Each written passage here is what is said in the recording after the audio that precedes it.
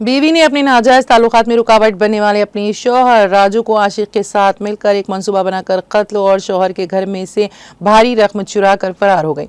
Warangal police ने उसकी बीवी समेत 3 अफराद को गिरफ्तार करके रिमांड पर भेज दिया है। तफसीलात के मुताबिक मुलजिमान गंगाराबू पद्मा और उसके शौहर राजू ग्रेटर वरंगल के रामन्नापेट में अपनी जिंदगी गुजार रहे थे। 3 साल पहले पद्मा की मुलाकात वरंगल बस स्टैंड पर जमीकुंटा के पी संदीप से हुई है। मुलाकात बढ़ते हुए नाजायज ताल्लुकात में तब्दील हुई। पद्मा ने अपने आशिक संदीप को अपने शौहर से दोस्ती कराई। शौहर राजू से मुलाकात के बाद पद्मा की मदद से संदीप ने 1 लाख रुपए का चिट्ठी की डाली है। संदीप ने पद्मा के साथ अपने नाजायज ताल्लुकात को जारी रखने के लिए जब शौहर राजू घर पर नहीं होता तो संदीप पद्मा के घर आता और अपनी ख्वाहिशात पूरी कर लेता। शौहर राजू को अपनी बीवी पद्मा पर शक हो गया। अपनी बीवी से संदीप के बारे में लड़ाई झगड़ा हुआ। इस सिलसिले में गुज़िश्ता माह मियाँ बीवी के दरमियान एक बड़ा झगड़ा हो गया।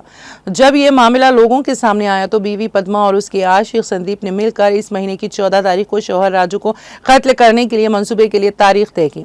मंसूबे के मुताबिक संदीप के दोस्तों बबलू, प्रमोद, शब्बीर और स्वर्णाकरना ने वरंगल के पोथाना नगर डंपिंग यार्ड के पास राजू को शराब पिलाकर गला घोंटने के बाद वहां से रुके बगैर पद्मा राजू के घर से 9 लाख रुपए ले आई और 1 लाख रुपए संदीप के उन दोस्तों को दिए जो कत्ल के मंसूबे में शामिल थे और बाकी रकम लेकर फरार हो गए।